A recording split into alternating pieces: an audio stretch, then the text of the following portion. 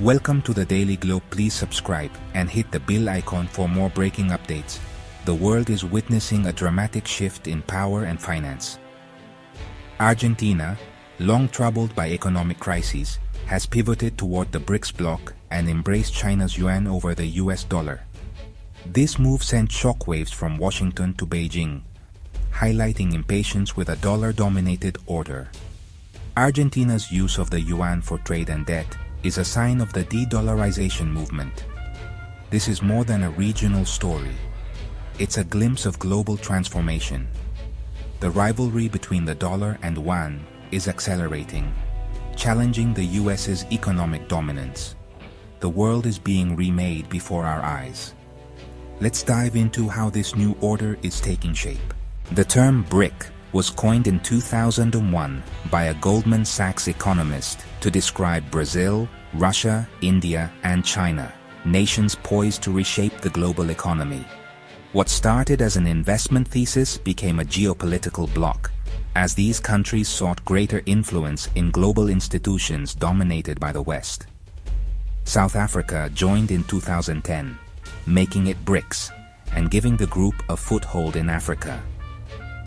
BRICS has always aimed to create a multipolar world and reduce dependence on the US dollar, especially after the US used sanctions as a tool of foreign policy. The creation of the new development bank in 2014 was a concrete step, offering loans in local currencies and providing an alternative to the IMF and World Bank. These institutions form the backbone of BRICS' challenge to the existing financial order, laying the groundwork for a new economic ecosystem.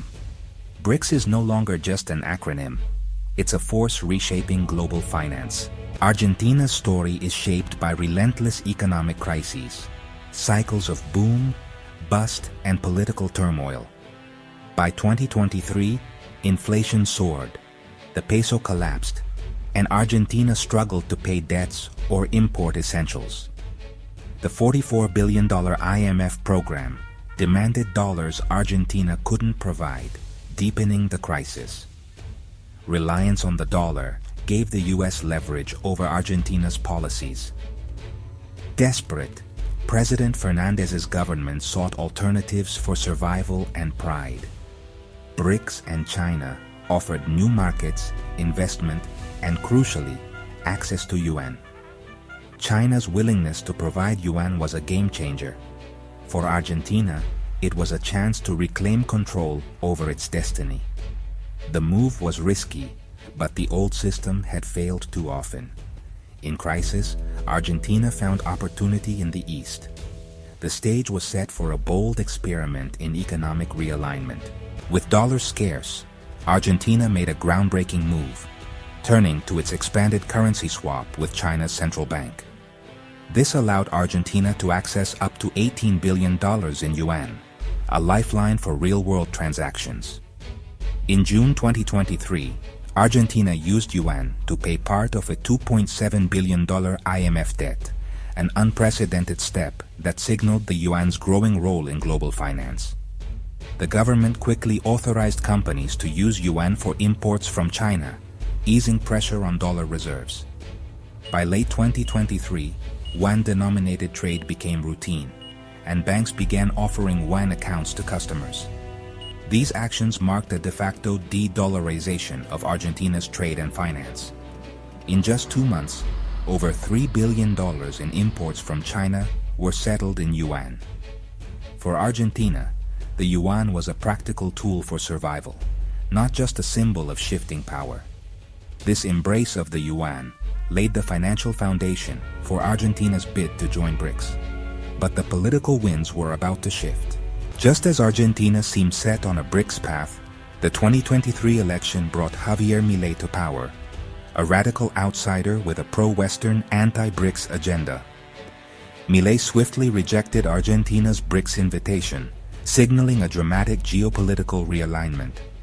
He proposed abolishing the central bank and dollarizing the economy, embracing the very currency his predecessor tried to escape. This reversal exposed the fragility of Argentina's pivot, driven by crisis, not consensus. Milei's victory showed many Argentines still favored Western alignment. Now, Argentina is caught between China's economic lifeline and Milei's ideological westward turn. The nation's future remains uncertain, suspended between two worlds. The global stakes are higher than ever. The invitation to Argentina was part of a historic BRICS expansion. At the 2023 Johannesburg Summit, BRICS invited 6 new countries: Argentina, Egypt, Ethiopia, Iran, Saudi Arabia, and the UAE. The inclusion of major energy producers and strategic nations signaled a bid to challenge the petrodollar and reshape global trade. Even as Argentina declined, Egypt, Ethiopia, Iran, and the UAE joined in 2024, with Indonesia following in 2025. The new BRICS Plus bloc now represents a larger share of global population, GDP, and energy. This expansion aims to build a parallel economic system, independent of the West. But the bloc's diversity brings new challenges, balancing democracies and autocracies, and managing rivalries, especially between India and China. Still, BRICS Plus has become a magnet for developing nations seeking a greater voice. The world's economic map is being redrawn. Argentina's swings between East and West reflect a global chessboard in flux. Its initial BRICS pivot alarmed Washington, highlighting China's growing influence in Latin America. China's strategy, offering trade, investment, and yuan-based finance, tempts nations seeking autonomy from the US-led system. The US responded by backing Milei, regaining a key ally in South America. For developing nations, the choice is stark: China's economic benefits versus US market access and political expectations. Argentina's domestic politics have become a battleground for this great power rivalry. The world is fracturing into competing blocs, and countries like Argentina are forced to choose sides.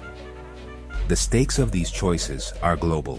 The Argentina Yuan saga is a front line in the escalating currency war between the dollar and its challengers. The dollar's exorbitant privilege has anchored US power for decades, but BRICS and China are mounting a real challenge. The yuan's share of global payments is rising, and China is building alternative financial infrastructure like CIPS and the digital yuan. BRICS is pushing for trade in local currencies and exploring new payment platforms, chipping away at dollar dominance. Russia and China now settle most trade in yuan. Brazil and China have similar deals.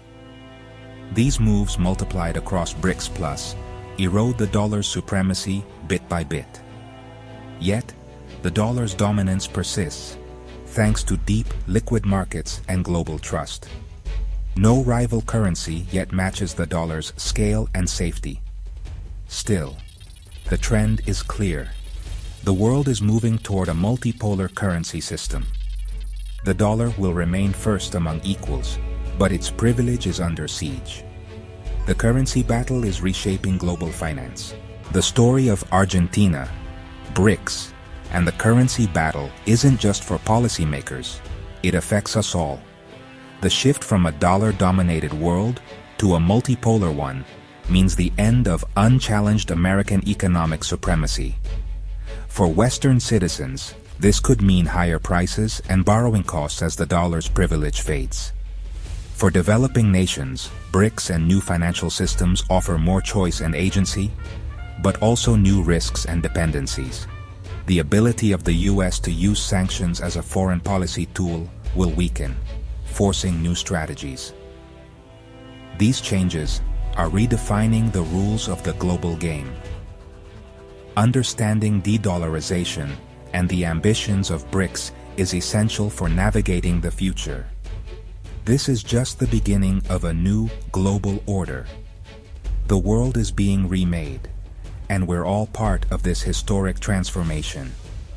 The next chapter is still unwritten.